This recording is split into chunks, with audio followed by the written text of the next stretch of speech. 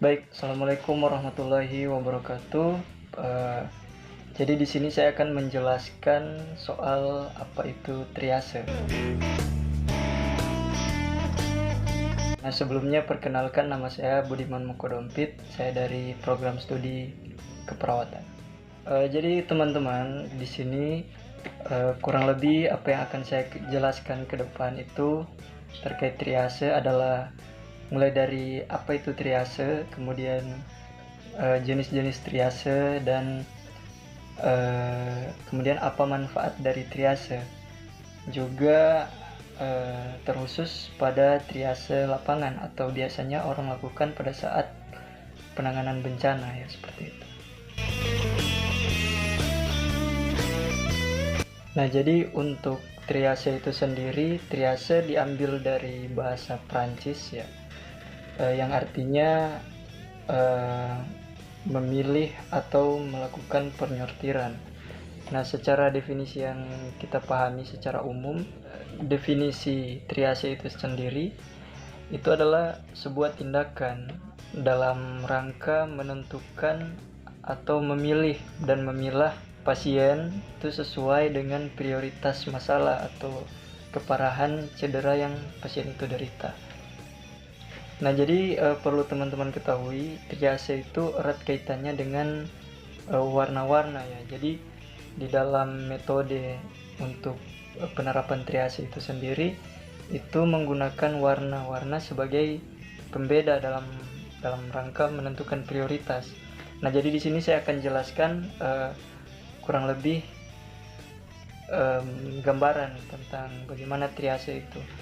Nah, jadi triase terdiri dari 4 warna, yakni ada warna merah, kemudian ada warna kuning, warna hijau, dan juga warna hitam. Nah, selanjutnya saya akan jelaskan soal arti dari warna-warna yang tadi saya sebutkan. Nah, dimulai dari warna merah. Ini warna merah ini indikasinya adalah korban cedera berat yang memerlukan tindakan dan transport segera. Nah, contohnya misal seperti gagal nafas, kemudian cedera kepala, shock atau perdarahan berat atau luka bakar berat. Nah, kemudian selanjutnya ada yang namanya warna kuning atau prioritas kedua setelah yang merah tadi. Agak bukan lebih ringan, tapi tidak seberat yang warna merah, karena indikasinya di sini adalah pasien yang dengan cedera yang dipastikan tidak akan mengalami ancaman jiwa dalam waktu dekat. Misalnya cedera dada tanpa gangguan pernafasan, cedera kepala atau tulang belakang leher, serta luka bakar ringan. Nah, jadi ada perbedaan ya antara dua warna atau dua prioritas dalam triase ini, yakni warna kuning dan warna merah. Jadi warna merah itu kenapa menjadi prioritas? Karena ketika seseorang pasien itu diindikasi sebagai dia dilabeli dengan warna merah, maka artinya keparahan penyakit yang ia derita itu sudah sampai mengancam jiwa. Sementara untuk warna kuning sendiri tidak sampai mengancam jiwa, walaupun kondisinya juga cukup parah seperti itu. Nah, kemudian selanjutnya di sini ada warna hijau. Ini warna hijau indikasinya sebagai berikut, yakni korban dengan cedera minor yang tidak membutuhkan stabilisasi segera. Nah, misalnya cedera jaringan lunak, kemudian patah tulang ringan, serta gawat darurat psikologis. Dan yang terakhir adalah prioritas 0 atau hitam, yakni korban meninggal atau cedera fatal yang jelas dan tidak mungkin diresusitasi.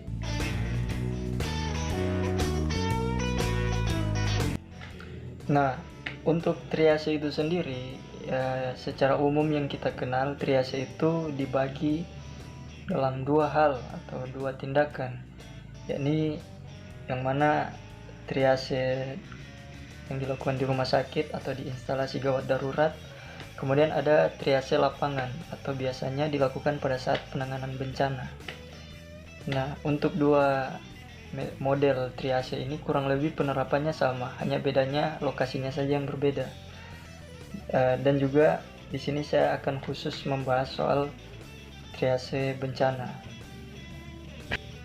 Nah, sebelum masuk membahas triase dalam kondisi atau dalam situasi bencana, terlebih dahulu saya ingin mengatakan kepada teman-teman, ingin menjelaskan bahwa yang mana triase ini dapat dilakukan, entah itu triase dalam instalasi gawat darurat ataupun triase lapangan pada penanganan bencana alam. Itu yang melakukan tindakan itu adalah dokter ataupun perawat, atau bisa juga tenaga-tenaga medis yang lain yang juga cukup mumpuni dalam hal penerapan dari tindakan triase.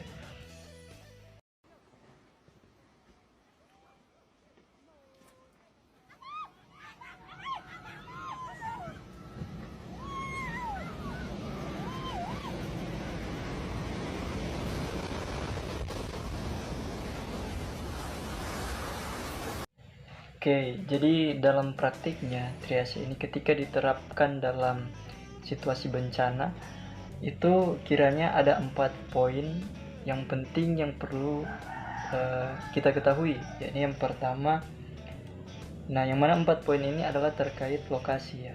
Yang pertama soal pemilihan lokasi, kemudian yang kedua adalah perencanaan lokasi, dan yang ketiga keamanan, kemudian yang keempat adalah masalah-masalah lingkungan. Kita bahas dulu dari mulai yang pertama, yakni pemilihan lokasi. Di sini dikatakan mampu untuk menampung jumlah warga yang diperkirakan akan mengungsi. Nah, jadi untuk poin yang pertama ini, kita sebagai tenaga medis, entah itu perawat ataupun dokter, itu perlu kemudian memperkirakan kira-kira lokasi mana yang kemudian digunakan untuk korban-korban itu mengungsi, dan harus diperhitungkan apakah lokasi yang kita ambil atau kita jadikan tempat pengungsian ini cukup atau mampu menampung korban. Nah, itu juga sangat penting. Kemudian yang kedua, perencanaan lokasi. Disebutkan di sini, perencanaan lokasi memastikan tersedianya ruang yang cukup untuk rumah tangga dan mendukung keamanan serta kesejahteraan masyarakat. Ya, jadi kurang lebih sama ya dengan yang pertama. Jadi setelah ditentukan di mana lokasi untuk korban itu mengungsi, setelah dapat kemudian direncanakan secara detail, mulai dari di sini disebut untuk rumah tangga dan juga mendukung keamanan. Jadi selain dari segi kapasitas juga harus dilihat dari sisi aman tidaknya, seperti itu. Kemudian untuk poin yang ketiga adalah keamanan. Pemilihan dan perencanaan lokasi pengungsian memastikan tercukupinya kebebasan dan keamanan pribadi seluruh anggota penduduk korban.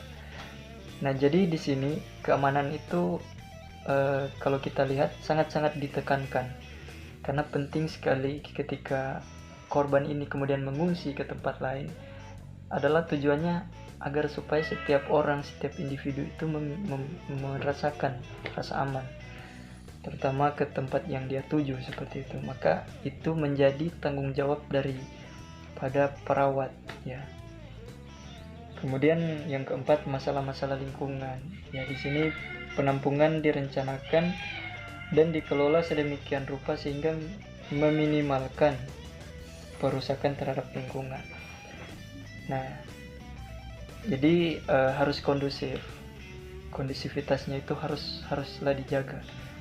Nah, ini adalah 4 hal poin atau poin penting dalam hal menerapkan triase dalam situasi bencana. Nah, jadi itu kiranya penerapan triase dalam bencana alam. Nah, ada beberapa tips juga untuk dimana kita menerapkan triase ini, sistem triase ini pada saat situasi bencana alam, yang mana kondisinya itu sangat riuh dan penuh dengan desak-desakan. Nah, jadi bagaimana cara kita dengan cepat bisa menentukan prioritas pasien atau menentukan triase? Ya, bisa dengan cara misal menggunakan media seperti megafon atau pengeras suara yang lain.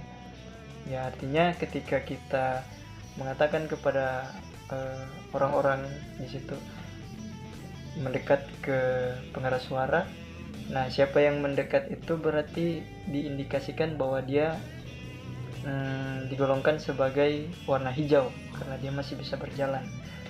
Kemudian yang sudah tercover itu bisa digolongkan merah atau kuning. Nah, nanti saya akan jelaskan di bagan yang saya akan tampilkan ini.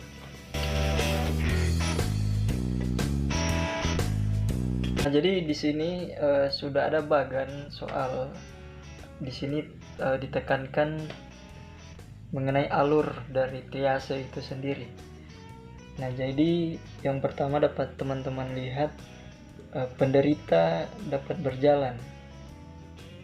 Maka ketika penderita dapat berjalan, dia langsung mendapat klasifikasi, saya sebut saja kartu hijau seperti itu. Kemudian ketika tidak dapat berjalan, nah maka kita kaji lagi, penderita dapat bernapas atau tidak. Ketika ia tidak bernapas, kemudian kita perlu melihat apakah penderita bernapas setelah jalan napas dibuka.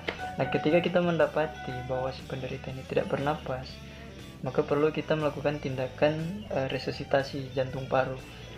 Nah, jika setelah tindakan yang kita lakukan kemudian bisa kembali bernapas si pasien itu, maka dikategorikan si pasien mendapat kartu merah. Dan jika tidak, maka dia mendapat kartu hitam ya, atau gone atau meninggal. Nah, bagaimana ketika kita melihat apakah pasien bernapas atau tidak dan ternyata dia bernapas? Nah, perlu ketika kita melihat dia bernapas, perlu kita melakukan pengukuran respirasi atau pernapasan. Ketika kita lihat di dalam pernapasan itu dia misalnya mendapatkan hasil untuk frekuensi napas di atas atau melebihi 30 kali per menit, maka dia dikategorikan sebagai pasien dengan label atau dengan kartu triase merah. Ketika kurang dari itu, misal di bawah dari 30 kali per menit, perlu kita kaji lagi kajian selanjutnya tentang status mental, yakni memberikan pasien respon-respon sederhana. Ketika pasien bisa merespon dengan baik stimulus sederhana yang kita berikan, misal dengan cara bisa pertanyaan atau ya hal-hal seperti itu. Ketika si pasien masih tergolong sadar dan kemudian masih bisa menjawab dengan baik, kita memberikan dia kartu kuning. Jadi dia dilabeli dengan warna kuning dalam triase. Namun kemudian tidak bisa merespon dengan baik, maka dia diberikan kartu warna merah. Seperti itu.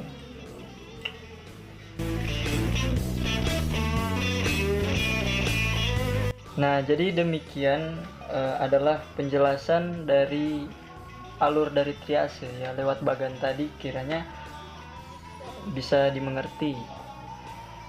Nah, jadi itulah mungkin penjelasan saya tentang triase.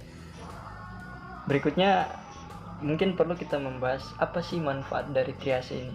Jadi perlu teman-teman ketahui kenapa kemudian diciptakanlah satu sistem yang disebut dengan triase. Nah, jadi ketika teman-teman melihat dari penjelasan saya bahwa di situ dapat kita simpulkan bahwa betapa pentingnya triase ini diterapkan. Karena dengan triase kita bisa menentukan untuk tindakan kita sebagai tenaga medis, memprioritaskan yang mana seperti itu. Kita dapat mengetahui mana korban atau pasien yang memang saat ini sangat-sangat perlu dengan pertolongan dan mana yang masih bisa untuk ditunda ya, atau dikesampingkan. Nah, jadi di sini juga sangat menguji ya ketajaman dari insting seorang tenaga medis itu sendiri. Nah, tentunya pasien yang sebentar lagi meninggal atau nyawanya itu sangat-sangat terancam akan lebih diutamakan ketimbang yang masih bisa atau hanya sekedar merasakan nyeri-nyeri. Saya kira cukup dari apa yang saya jelaskan soal triase, semoga bermanfaat, kemudian dapat diimplementasikan dalam tindakan atau kehidupan sehari-hari. Demikian dulu akhir kata.